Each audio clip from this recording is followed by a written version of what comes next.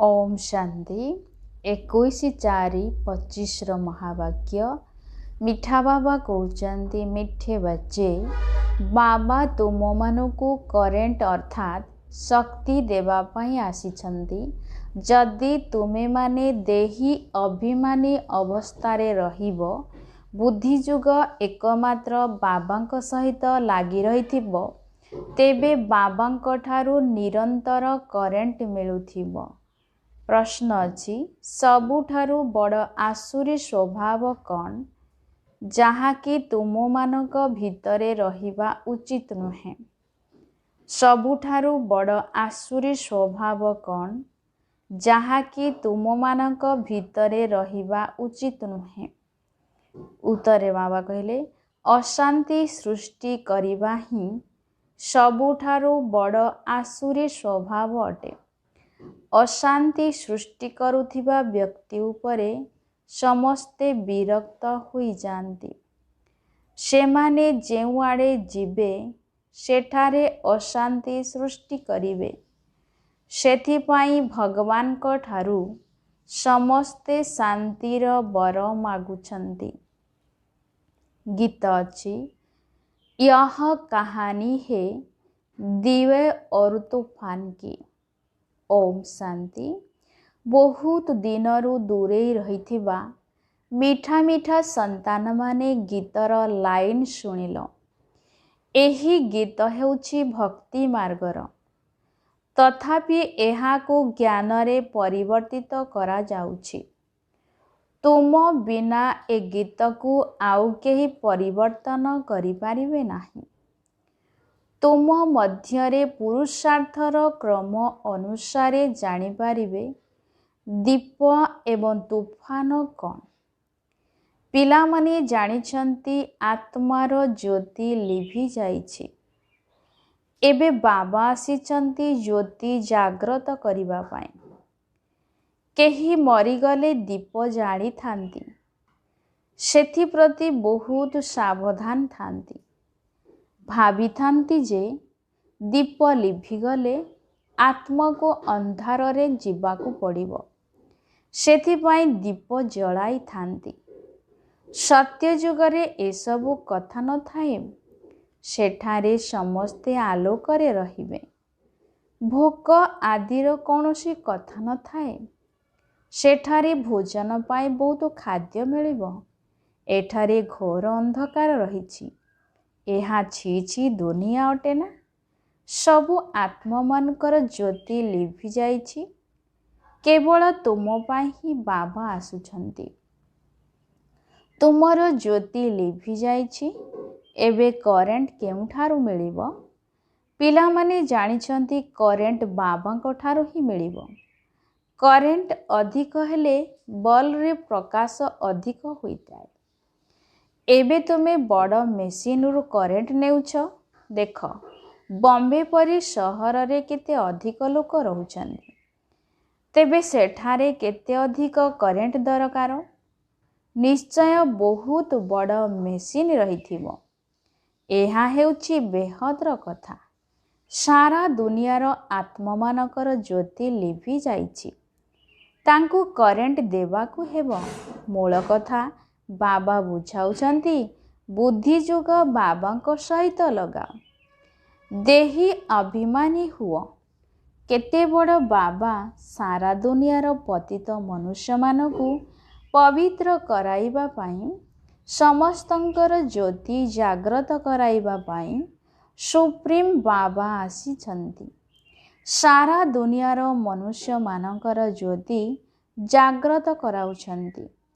बाबा किए किपरि ज्योति जाग्रत करुछंती एक कथा दुनिया रे केही जानी नाहंती।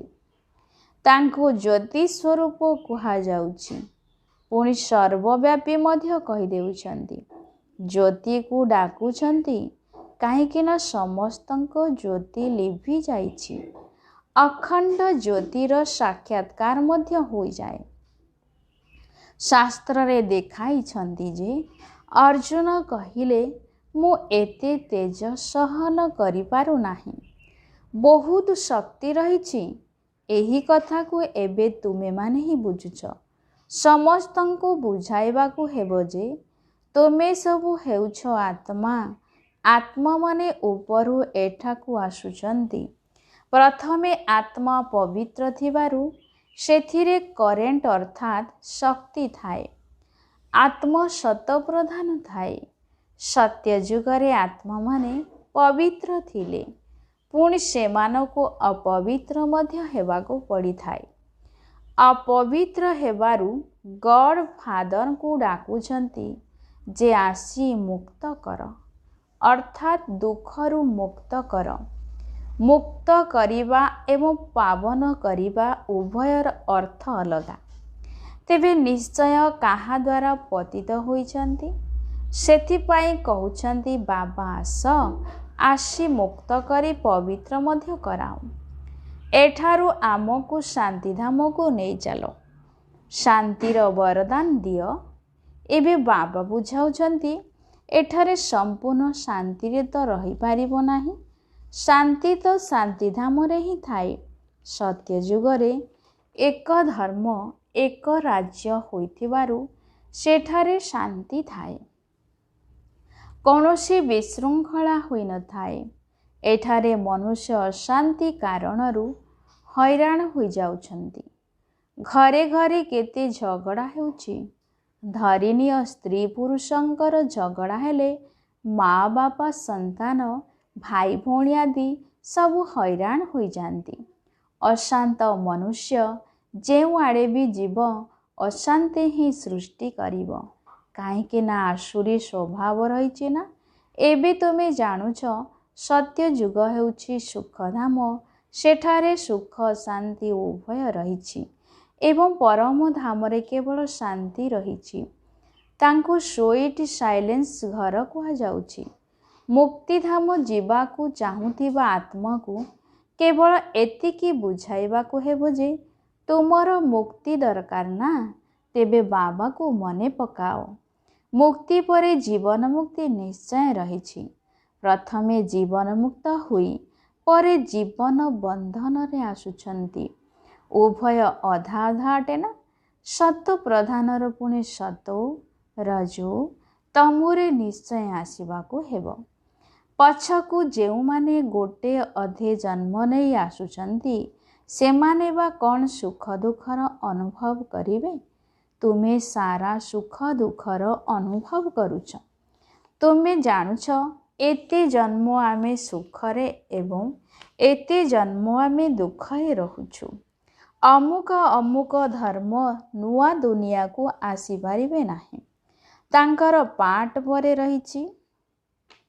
ଯଦିଓ ନୂଆ ଦୁନିଆ ହେବ, କିନ୍ତୁ ତାଙ୍କ ନିମନ୍ତେ ତାହା ଯେପରି ନୂଆ ଦୁନିଆ ଅଟେ। ଯେପରି ବୌଦ୍ଧି ଖ୍ରୀଷ୍ଟିଆନ ଖଣ୍ଡ ସେମାନଙ୍କ ପାଇଁ ନୂଆ ହେଲା ନା। ତାଙ୍କୁ ମଧ୍ୟ ସତରଜ ତମରେ ପାସ୍ କରିବାକୁ ହେବ। ବୃକ୍ଷର ମଧ୍ୟ ଏପରି ବୃଦ୍ଧି ହୋଇଯାଏ। ଧୀରେ ଧୀରେ ବୃଦ୍ଧି ହୋଇ ଚାଲେ। ପ୍ରଥମେ ଯେଉଁମାନେ ଆସିଛନ୍ତି ସେମାନେ ତଳେ ହିଁ ରହିଥାନ୍ତି। ତୁମେମାନେ ଦେଖୁଛ ନା ନୂଆ ନୂଆ ପତ୍ର କିପରି ବାହାରୁଛି। ଛୋଟ ଛୋଟ ସବୁଜ ପତ୍ର ବାହାରି ପୁଣି ଫୁଲ ବାହାରିଥାଏ। ନୂଆ ବୃକ୍ଷ ହେଉଛି ବହୁତ ଛୋଟ। ନୂଆ ମଞ୍ଜି ପୋତାଯାଏ, ପୁଣି ତାର ସମ୍ପୂର୍ଣ୍ଣ ପାଳନା ନ ହେଲେ ତାହା ସଢ଼ି ଯାଇଥାଏ। ତୁମେ ମଧ୍ୟ ଆତ୍ମାମାନଙ୍କର ସମ୍ପୂର୍ଣ୍ଣ ପାଳନା ନ କଲେ ଜ୍ଞାନରେ ତିଷ୍ଠି ପାରନ୍ତି ନାହିଁ। ବାବା ଆସି ମନୁଷ୍ୟରୁ ଦେବତା କରାଉଛନ୍ତି, ପୁଣି ସେଥିରେ କ୍ରମାନ୍ୱୟ ହେଉଛନ୍ତି। ରାଜଧାନୀ ସ୍ଥାପନ ହେଉଛି ନା। ବହୁତ ଫେଲ୍ ମଧ୍ୟ ହୋଇଯାଆନ୍ତି। ପିଲାମାନଙ୍କର ଯେପରି ଅବସ୍ଥା ରହିଥାଏ ବାବାଙ୍କ ଠାରୁ ମଧ୍ୟ ସେହିପରି ସ୍ନେହ ମିଳିଥାଏ। କେତେକ ସନ୍ତାନମାନଙ୍କୁ ଲୋକ ଦେଖାଣିଆ ମଧ୍ୟ ସ୍ନେହ କରିବାକୁ ପଡ଼ିଥାଏ। କେହି କେହି ଲେଖୁଛନ୍ତି ବାବା ଆମେ ଫେଲ୍ ହୋଇଗଲୁ, ପତିତ ହୋଇଗଲୁ, ଏବେ ସେମାନଙ୍କୁ କିଏ ସାହାଯ୍ୟ କରିବ? ସେମାନେ ବାବାଙ୍କ ହୃଦୟରେ ରହିପାରିବେ ନାହିଁ। ପବିତ୍ର ଆତ୍ମାକୁ ହିଁ ବାବା ସମ୍ପତ୍ତି ଦେଇପାରିବେ। ପ୍ରଥମେ ଜଣ ଜଣଙ୍କ ଠାରୁ ପୁରା ସମାଚାର ପଚାରି ଚାର୍ଟ ନେଉଛନ୍ତି। ଯେପରି ଅବସ୍ଥା ସେହିପରି ସ୍ନେହ। ବାହାରୁ ଯଦିଓ ସ୍ନେହ କରୁଛନ୍ତି, ଭିତରେ ଜାଣିଛନ୍ତି ଏ ବିଲକୁଲ ବୁଦ୍ଧୁ। ସେବା କରିପାରିବ ନାହିଁ। ଖିଆଲ ପଡ଼ୁଛି ନା? ଅଜ୍ଞାନ କାଳରେ ପିଲା ରୋଜଗାର କରୁଥିଲେ ବାପା ମଧ୍ୟ ବହୁତ ସ୍ନେହରେ ତାଙ୍କ ସହିତ ମିଶିଥାଏ। କେହି କେହି ରୋଜଗାର ନ କଲେ ବାପାଙ୍କର ମଧ୍ୟ ଏତେ ସ୍ନେହ ରହିନଥାଏ। ତେଣୁ ଏଠାରେ ମଧ୍ୟ ସେହିପରି ହେଉଛି। ପିଲାମାନେ ବାହାରେ ମଧ୍ୟ ସେବା କରୁଛନ୍ତି ନା? ଯେକୌଣସି ଧର୍ମାବଲମ୍ବୀ ହୋଇଥିଲେ ମଧ୍ୟ ତାଙ୍କୁ ବୁଝାଇବା ଦରକାର। ବାବାଙ୍କୁ ମୁକ୍ତିଦାତା କୁହାଯାଉଛି ନା? ଲିବରେଟର ଏବଂ ଗାଇଡ଼ କିଏ, ତାଙ୍କର ପରିଚୟ ଦେବାକୁ ହେବ। ସୁପ୍ରିମ ଗଡ଼ଫାଦର ଆସୁଛନ୍ତି, ସମସ୍ତଙ୍କୁ ମୁକ୍ତ କରୁଛନ୍ତି। ବାବା କହୁଛନ୍ତି ତୁମେ କେତେ ପତିତ ହୋଇଯାଇଛ, ପବିତ୍ରତା ବିଲକୁଲ ନାହିଁ। ଏବେ ମୋତେ ମନେ ପକାଅ। ବାବା ସଦା ପବିତ୍ର ଅଟନ୍ତି। ବାକି ସମସ୍ତେ ପବିତ୍ରରୁ ଅପବିତ୍ର ନିଶ୍ଚିନ୍ତ ହେଉଛନ୍ତି। ପୁନର୍ଜନ୍ମ ନେଇ ନେଇ ଓହ୍ଲାଇ ଚାଲିଛନ୍ତି। ବର୍ତ୍ତମାନ ସମସ୍ତେ ପତିତ। ତେଣୁ ବାବା ରାୟ ଦେଉଛନ୍ତି, ପିଲାମାନେ ତୁମେ ମୋତେ ମନେ ପକାଇଲେ ପାବନ ହୋଇଯିବ। ଏବେ ମୃତ୍ୟୁ ସମ୍ମୁଖରେ ଦଣ୍ଡାୟମାନ। ପୁରୁଣା ଦୁନିଆ ଏବେ ସମାପ୍ତ ହେବ। କିନ୍ତୁ ମାୟାର ଆଡ଼ମ୍ବର ରହିଥିବାରୁ ମନୁଷ୍ୟ ଭାବୁଛନ୍ତି ଏହା ହିଁ ସ୍ୱର୍ଗ। ଉଡ଼ାଜାହାଜ, ବିଜୁଳି ଆଦି କ'ଣ କ'ଣ ରହିଛି, ଏସବୁ ହେଉଛି ମାୟାର ଆଡ଼ମ୍ବର। ଏସବୁ ବର୍ତ୍ତମାନ ଶେଷ ହୋଇଯିବ। ଏହି ବିଜୁଳି ଆଦି ସ୍ୱର୍ଗରେ ତ ଥାଏ।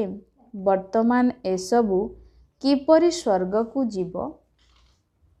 ନିଶ୍ଚୟ ଏହି କଳାକୌଶଳ ଜାଣିଲା ବାଲା ଆବଶ୍ୟକ ନା? ତୁମ ପାଖକୁ ବହୁତ ଭଲ ଭଲ କାରିଗରମାନେ ମଧ୍ୟ ଆସିବେ। ସେମାନେ ରାଜଗଦିରେ ବସିବେ ନାହିଁ, ତଥାପି ମଧ୍ୟ ତୁମର ପ୍ରଜା ହେବେ। ଭଲ ଭଲ ଇଞ୍ଜିନିୟର କାରିଗର ଆସିବେ। ଏହି ଫ୍ୟାସନ୍ ବାହାରୁ ବିଲାତରୁ ଆସୁଛି। ତେଣୁ ବାହାର ଲୋକଙ୍କୁ ମଧ୍ୟ ତୁମକୁ ଶିବ ବାବାଙ୍କର ପରିଚୟ ଦେବାକୁ ହେବ। ସେମାନଙ୍କୁ କୁହ, ବାବାକୁ ମନେ ପକାଅ। ତୁମକୁ ମଧ୍ୟ ଯୋଗରେ ରହିବା ପାଇଁ ବହୁତ ପୁରୁଷାର୍ଥ କରିବାକୁ ହେବ। ଏଥିରେ ହିଁ ମାୟାର ବହୁତ ତୋଫାନ ଆସୁଛି। ବାବା କହୁଛନ୍ତି, କେବଳ ମୋତେ ମନେ ପକାଅ। ତେବେ ଏହା ଭଲ କଥା ନା? ଖ୍ରୀଷ୍ଟ ମଧ୍ୟ ତାଙ୍କର ରଚନା ଅଟନ୍ତି। ରଚୟିତା ସୁପ୍ରିମ ସୁଲ କେବଳ ଜଣେ ହିଁ ଅଟନ୍ତି। ବାକି ସବୁ ହେଉଛନ୍ତି ରଚନା। ବର୍ଷା ରଚୟିତାଙ୍କ ଠାରୁ ହିଁ ମିଳେ। ଏହିପରି ଯେଉଁ ଭଲ ଭଲ ପଏଣ୍ଟସ୍ ବାହାରିଛି ତାଙ୍କୁ ନୋଟ୍ କରିବା ଦରକାର। ବାବାଙ୍କର ମୁଖ୍ୟ କର୍ତ୍ତବ୍ୟ ହେଉଛି ସମସ୍ତଙ୍କୁ ଦୁଃଖରୁ ମୁକ୍ତ କରିବା। ସେ ସୁଖଧାମ ଏବଂ ଶାନ୍ତିଧାମର ଗେଟ୍ ଖୋଲୁଛନ୍ତି। ତାଙ୍କୁ କହୁଛନ୍ତି, ହେ ମୁକ୍ତିଦାତା, ଦୁଃଖରୁ ମୁକ୍ତ କରି ଆମକୁ ଶାନ୍ତିଧାମ ସୁଖଧାମକୁ ନେଇଚାଲ। ଯେବେ ଏଠାରେ ସୁଖଧାମ ଥାଏ, ତେବେ ବାକି ଆତ୍ମାମାନେ ଶାନ୍ତିଧାମରେ ରହିଥାନ୍ତି। ସ୍ୱର୍ଗର ଗେଟ୍ ବାବା ହିଁ ଖୋଲିବେ। ନୂଆ ଦୁନିଆ ପାଇଁ ଗୋଟିଏ ଗେଟ୍ ଖୋଲିବ, ଅନ୍ୟଟି ଶାନ୍ତିଧାମ ପାଇଁ। ଯେଉଁ ଆତ୍ମାମାନେ ଅପବିତ୍ର ହୋଇଯାଇଛନ୍ତି ତାଙ୍କୁ ବାବା ଶ୍ରୀମତ ଦେଇଛନ୍ତି, ନିଜକୁ ଆତ୍ମା ମନେ କର ଏବଂ ମୋତେ ସ୍ମରଣ କର, ତେବେ ତୁମର ପାପ କଟିଯିବ। ଯେଉଁମାନେ ପୁରୁଷାର୍ଥ କରିବେ, ନିଜ ଧର୍ମରେ ଉଚ୍ଚ ପଦ ପାଇବେ। ପୁରୁଷାର୍ଥ ନ କଲେ କମ୍ ପଦ ପାଇବେ। ଭଲ ଭଲ ପଏଣ୍ଟସ୍ ନୋଟ୍ କରିଲେ ଠିକ୍ ସମୟରେ କାମରେ ଆସିବ। କୁହ, ଶିବ ବାବାଙ୍କର କାର୍ଯ୍ୟକୁ ଆମେ ଜଣାଇଦେଲୁ। ତେବେ ମନୁଷ୍ୟ କହିବେ, ଏମାନେ ପୁଣି କିଏ ଯେ କି ଗଡ଼ଫାଦର ଶିବଙ୍କର କର୍ତ୍ତବ୍ୟ ବିଷୟରେ ଆମକୁ ଜଣାଉଛନ୍ତି? କୁହ, ତୁମେ ଆତ୍ମା ରୂପରେ ସମସ୍ତେ ଭାଇ ଭାଇ। ପୁଣି ପ୍ରଜାପିତା ବ୍ରହ୍ମାଙ୍କ ଦ୍ୱାରା ରଚନା ହେଉଥିବାରୁ ଏବେ ଭାଇ ଭଉଣୀ ହେଉଛ। ଗଡ଼ଫାଦର ଯାହାଙ୍କୁ ଲିବରେଟର, ଗାଇଡ଼ କହୁଛନ୍ତି, ତାଙ୍କର କାର୍ଯ୍ୟ ଆମେ ତୁମକୁ ବତାଉଛୁ। ତେବେ ନିଶ୍ଚିନ୍ତ ଆମକୁ ପରମ ପିତା ନିର୍ଦ୍ଦେଶ ଦେଇଛନ୍ତି, ସେଥିପାଇଁ ଆମେ ତୁମକୁ କହୁଛୁ। ସନ୍ ଶୋଜ୍ ଫାଦର। ପୁଅ ବାପାର ପ୍ରତ୍ୟକ୍ଷତା କରେ। ଏକଥା ମଧ୍ୟ ବୁଝାଇବାକୁ ହେବ। आत्मा बिल्कुल एक छोट तारका अटे। ଏହି ଆଖି ଦ୍ୱାରା ତାଙ୍କୁ ଦେଖାଯାଇ ପାରିବ ନାହିଁ।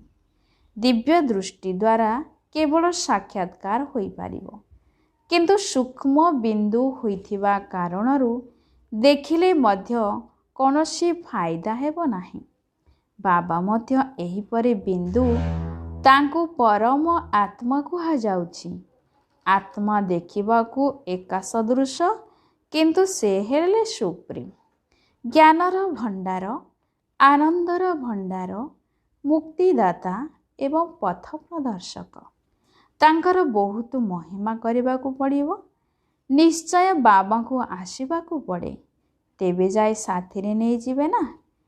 ସିଏ ଏଠାକୁ ଆସିଲେ ହିଁ ଜ୍ଞାନ ଦେବେ ନା। ବାବା ହିଁ କହୁଛନ୍ତି, ଆତ୍ମା ଏତେ ଛୋଟ, ମୁଁ ମଧ୍ୟ ସେହିପରି ଅଟେ। ବାବା ଜ୍ଞାନ ମଧ୍ୟ ନିଶ୍ଚୟ କାହା ଶରୀରରେ ପ୍ରବେଶ କରି ହିଁ ଦେବେ। ଭ୍ରୁକୁଟି ମଧ୍ୟରେ ଏହାଙ୍କ ଆତ୍ମାର ପାଖରେ ଆସି ବସିବେ। ମୋ ପାଖରେ ଶକ୍ତି ଅଛି, ମୋତେ ଶରୀର ମିଳିଗଲା, ତେଣୁ ମୁଁ ଏହାର ମାଲିକ ହୋଇଗଲି। ଏହି ଶରୀର ଦ୍ୱାରା ବସି ତୁମମାନଙ୍କୁ ବୁଝାଉଛି। ଏହାଙ୍କୁ ଆଦମ ମଧ୍ୟ କୁହାଯାଉଛି। ଆଦମ ହେଉଛନ୍ତି ବିଶ୍ୱର ପ୍ରଥମ ମନୁଷ୍ୟ। ମନୁଷ୍ୟମାନଙ୍କର ବଂଶ ରହିଛି ନା, ଇଏ ମାତା ପିତା ମଧ୍ୟ ଅଟନ୍ତି। ଏହାଙ୍କ ଦ୍ୱାରା ରଚନା ହେଉଛି। ପୁରୁଣା ହେଲେ ମଧ୍ୟ ପୁଷ୍ୟ କରୁଛନ୍ତି। ନଚେତ୍ ବ୍ରହ୍ମା କେଉଁଠାରୁ ଆସିଲେ? ବ୍ରହ୍ମାଙ୍କ ପିତାଙ୍କ ନାମ କେହି କୁହନ୍ତୁ। ବ୍ରହ୍ମା, ବିଷ୍ଣୁ, ଶଙ୍କର ଏମାନେ କାହାର ରଚନା ତ ହୋଇଥିବେ ନା। ରଚୟିତା ହେଉଛନ୍ତି ଜଣେ। ବାବା ବ୍ରହ୍ମାଙ୍କୁ ପୁଷ୍ୟ କରିଛନ୍ତି। ଛୋଟ ପିଲା ବସି ଶୁଣାଇଲେ କହିବେ, ଏହା ହେଉଛି ବହୁତ ଶ୍ରେଷ୍ଠ ଜ୍ଞାନ।